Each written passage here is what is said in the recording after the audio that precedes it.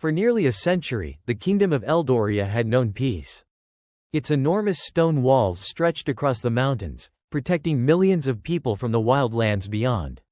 At the center of the kingdom stood the capital, Valadorn, where the royal palace rose above the city like a black mountain. For 20 years, King Arvin had ruled Eldoria. He was respected by his people and feared by his enemies. Old soldiers called him the greatest king in their history because, decades earlier, he had defeated the mysterious Ashborn tribes of the north. But on the night of Eldoria's 100th Festival of Crowns, something changed. Thousands gathered beneath golden banners while musicians filled the streets. Nobles drank wine on balconies, children carried lanterns, and soldiers stood proudly along the palace walls. King Arvin appeared before the crowd. Everyone cheered, but the king did not smile. His eyes remained fixed on the northern mountains. Beside him stood his 24-year-old son, Prince Kale. "Father," Kale whispered, "why are you looking north?" Arvin finally turned. "Do you hear it?" Kale listened. "Nothing. Only music and cheering." "I hear nothing." Arvin's face became pale. "Exactly." Before Kale could ask another question, the king suddenly grabbed his arm. "If anything happens to me tonight, never trust the council." "Why?" "Because they already know." "Know what?" Arvin looked toward the palace doors. "I was wrong 20 years ago." Then he walked away. Hours later, the festival ended. Arvin returned to his private chamber. He dismissed his guards and locked the doors. For several minutes, everything remained silent. Then the candles went out. Arvin slowly reached for his sword. "Come out." A figure emerged from the darkness. The king recognized the assassin immediately. Not by his face, by his eyes. "You." The assassin raised a blade. Arvin barely managed to defend himself. Steel struck steel. The room erupted into chaos. The king fought desperately, but the assassin was faster. A blade pierced Arvin's side. He collapsed beside the throne. The assassin stood over him. "Forgive me." Arvin looked up. "Tell my son." His voice weakened. "Don't open the gate." Then the assassin disappeared. By sunrise, the king was declared dead. The kingdom mourned. Kale stood before his father's body, unable to believe what had happened. But as the funeral bells rang across Eldoria, nobody noticed something strange. The king's body had disappeared. And beneath the palace, someone was still alive. The funeral of King Arvin lasted 3 days. Every street in Valadorn was covered with black banners. Citizens gathered outside the palace carrying candles. Soldiers stood silently beside the royal tomb. Nobles whispered about succession, war, and the possibility of rebellion. But nobody mourned more deeply than Prince Kale. At 24, he had suddenly become king. He had spent his entire life preparing for war, diplomacy, and leadership. He had never prepared to bury his father. On the 4th morning, Kale entered the throne room. The royal council waited for him. Lord Varric, the oldest member, stepped forward. "Your Majesty." Kale looked at the throne. It had belonged to his father for 20 years. "I don't want it." Varric lowered his head. "The kingdom needs you." Kale walked toward the throne. He noticed something unusual. A small streak of blood remained on the armrest. His father's blood. He touched it. Then a messenger burst through the doors. "My king." Everyone turned. "What happened?" "The northern fortress of Draxon has fallen." Silence filled the room. Kale stared at him. "Who attacked it?" The messenger struggled to breathe. "We don't know." "How many enemies?" "We didn't see an army." "Then how did the fortress fall?" The messenger's face became pale. "Something came from the mountains." The council immediately dismissed his words as panic. But Kale ordered soldiers to investigate. That evening, another messenger arrived. This time, he carried a piece of black armor. Kale recognized it from old paintings. The Ashborn, the ancient northern warriors supposedly destroyed by King Arvin. Kale's father had always told him the Ashborn were extinct. But now their armor had appeared at the border. That night, Kale entered his father's private study. The room smelled of dust and smoke. He searched through documents until he found a locked wooden chest. Inside were maps. Hundreds of them. Kale unfolded the first. It showed Eldoria. The second showed Eldoria burning. The third showed the capital surrounded by strange symbols. Then he discovered something terrifying. Each map carried a date. Some were from decades ago. Others were dated in the future. Kale's hands began shaking. The newest map was dated 3 days from now. It showed Valadorn destroyed. Across the bottom, his father's handwriting read, "When my son becomes king, The truth will return. Kale looked toward the throne room. For the first time, he wondered whether his father's death had been part of something much larger. Then he heard a sound. Knock, knock, knock. It came from beneath the floor. Kale froze. The knocking continued. Something beneath the palace was trying to get out. Kale spent the entire night searching his father's study. The knocking continued. 3 knocks. Silence. 3 knocks. Silence. It seemed deliberate. Finally, Kale discovered a hidden mechanism beneath the royal desk. He pressed a small iron symbol. The floor moved. A staircase appeared. Cold air rose from below. Kale took a lantern and descended. The staircase seemed endless. Ancient symbols covered the walls. Some resembled the markings found on Ashbourne armor. At the bottom stood an enormous stone door. Carved into it were the words, "Only the blood of the king may enter." Kale placed his hand against the door. It opened. Beyond it was a massive underground corridor. The walls were covered with paintings. They showed humans fighting the Ashbourne. But something about the paintings disturbed Kale. The Ashbourne were not attacking. They were running. Behind them stood an enormous creature. Kale continued deeper. Eventually he reached a prison. A single chamber stood in the center. Inside was a man sitting against the wall. His hair was silver. His face was covered in wounds. Kale raised his sword. "Who are you?" The prisoner slowly looked up. Kale's lantern nearly fell from his hand. The man's face was older, thinner, and wounded. But there was no mistaking him. It was his father, King Arvin, alive. Kale couldn't speak. Arvin smiled weakly. "You finally found me." Kale stepped backward. "You're dead. I know. You were murdered. I allowed them to believe that."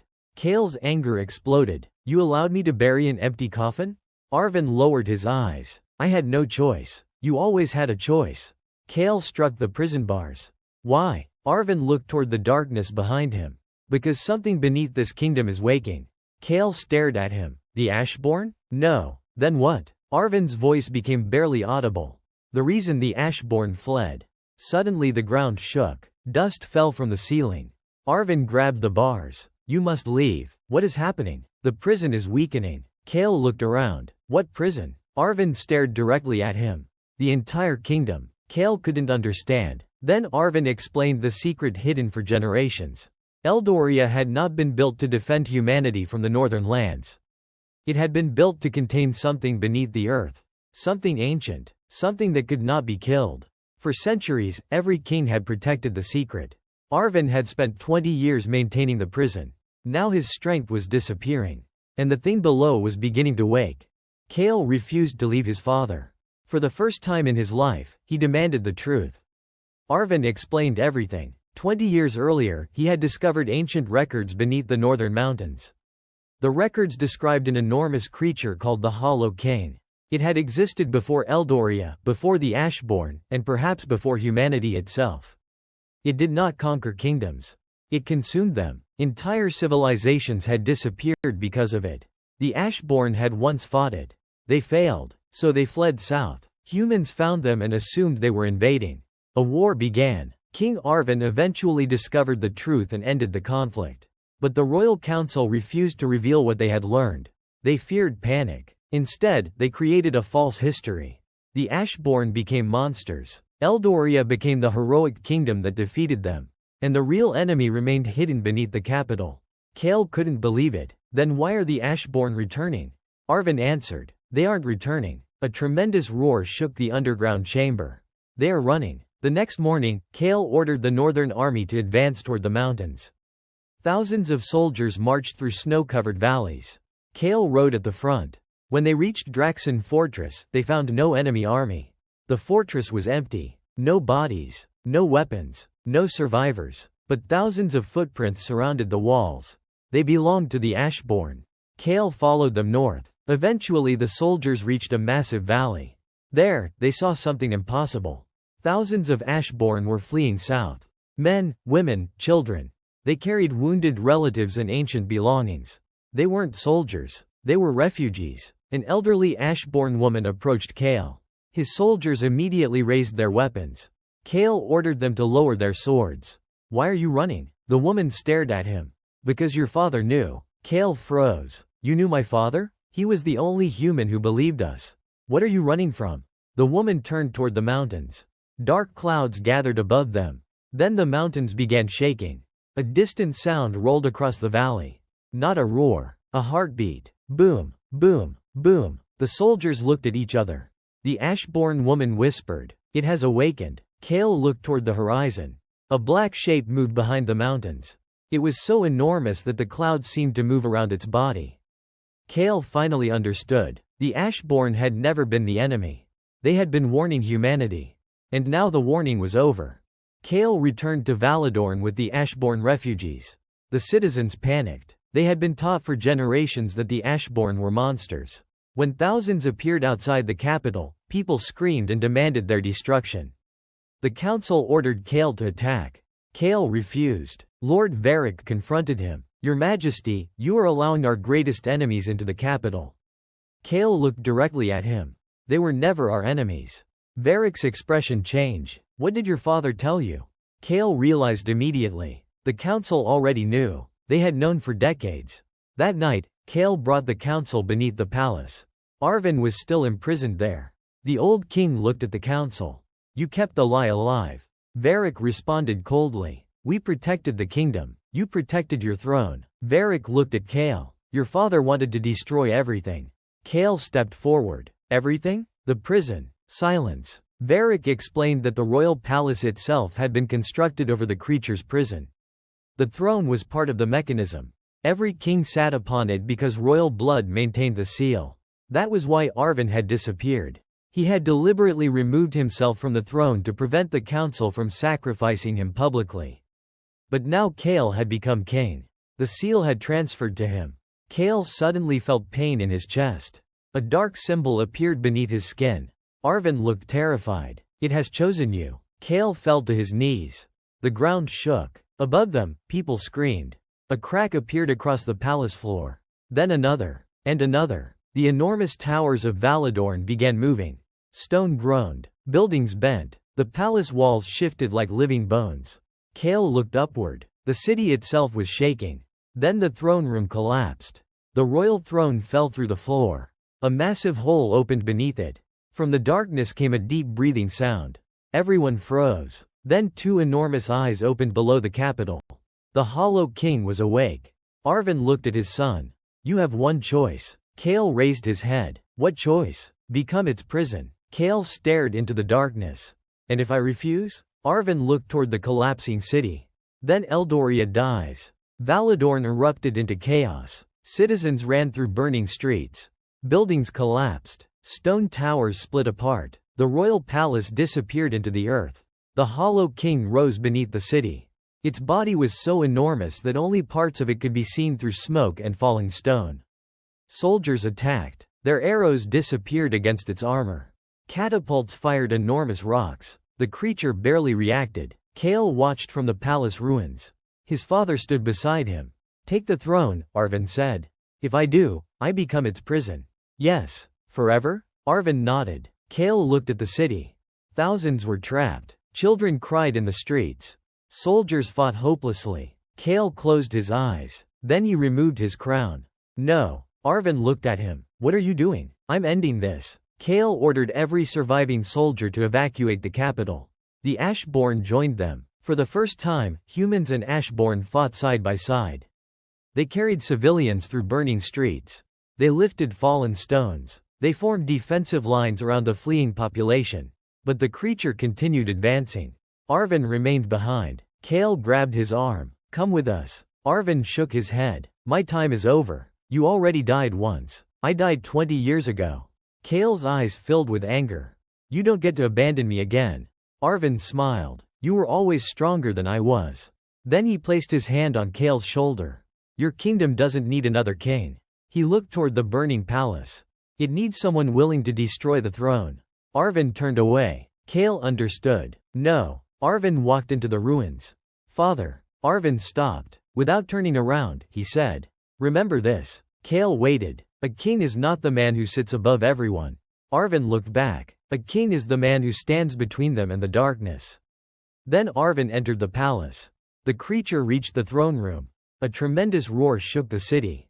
A blinding explosion followed. The palace collapsed. Kale screamed his father's name. But there was no answer. Only silence. The survivors escaped beyond the city walls. Kale looked back. Valadorn was burning. The kingdom he had inherited no longer existed. But the Hollow King was still alive. And it was moving north, toward the people who had escaped. Kale picked up his sword. The war had begun. For 3 days, the survivors traveled north. Thousands of humans followed Kale. Thousands of Ashborn followed behind them. Nobody trusted each other. But they had one common enemy. The Hollow King. Kale eventually stopped the army beside an abandoned fortress. He climbed the highest tower.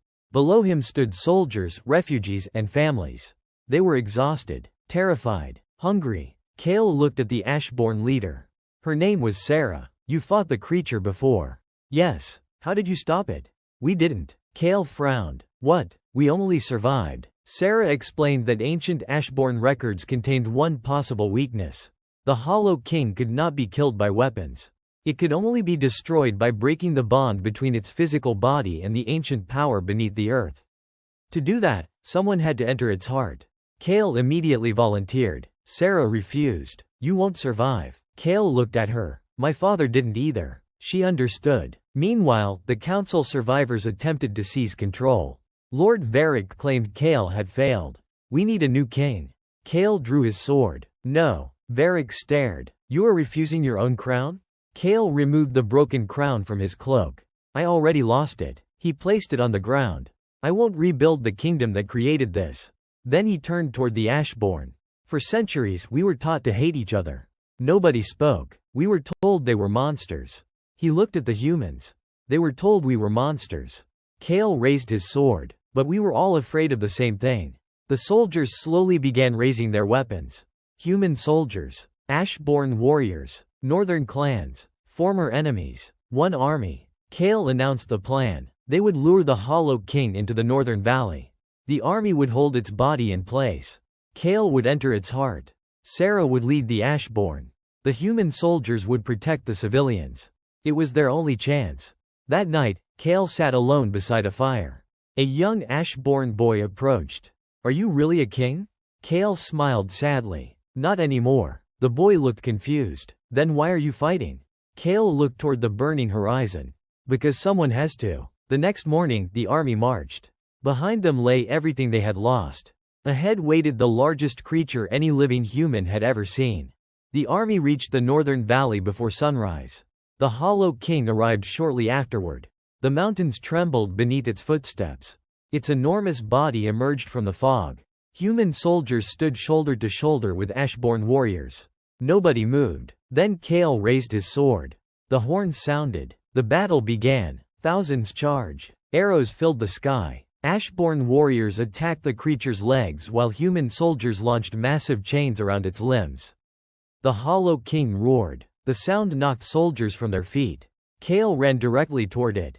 Sarah followed. Kale, he turned. Stay with the army. You'll need me. Before he could answer, the creature struck. The ground exploded. Kale was thrown into a mountain wall. His sword shattered. Sarah pulled him from the rubble. Are you alive? Kale coughed. Unfortunately. She smiled. Then the creature opened its chest. A massive black opening appeared. Inside was a glowing red light. Kale understood. That's the heart. Sarah grabbed his arm. Then we go together. They climbed the creature's body. The surface moved beneath their feet like living armor. Wind screamed around them. The army below continued fighting. Thousands of soldiers were falling. But they held the creature back. Kale and Sarah reached the opening. Inside was a vast chamber. The walls pulsed like veins. At the center floated a massive sphere of black energy. Kale approached. A voice